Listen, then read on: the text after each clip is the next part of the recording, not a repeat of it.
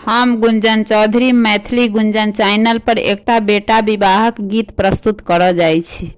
अहाँ सब गीत के अंत तक जरूर सुनब। गाम घाम घाम नागर सोहावन, बेटा बाप हंसाए दलान है, के तोरा है बाबू मुहामा उड़े हाला, के तोरा रंगल दोनों ठोड़ा है, के तोरा है बाबू मुहामा उड़े हाला, के तोरा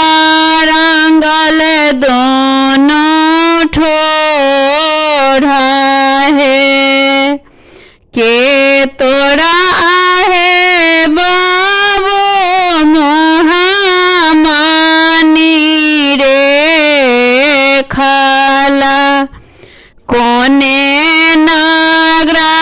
जायत बड़ियात है, अम्मा मोरा है सासु मुहामा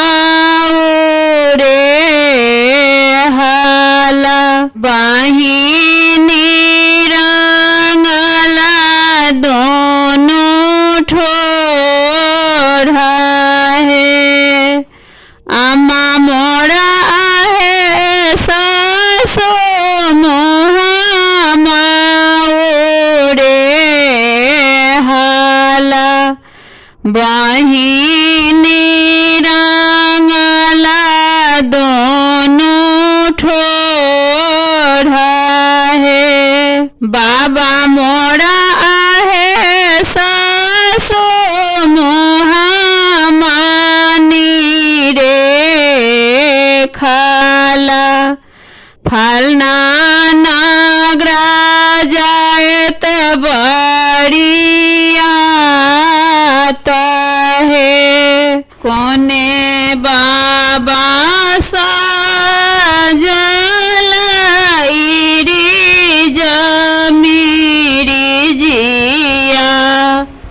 कोने बाबा साजल बड़ियात है, कोने बाबा साजल रही माला घोड़ा, साजी चलल बड़ियात है, फलना बाबा साजल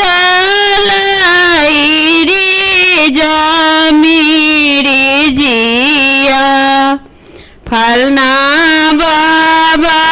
साजल बड़ियात है,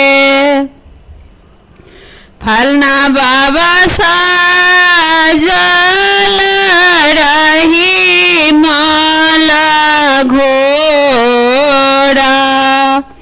साजी चलल बड़ियात है, एक कोस गेला दुल्हा दोई कोस गेला, तेसर कोसा अम्मा केरा याद है, तिला एक आहे बाबा घोड़ा बिला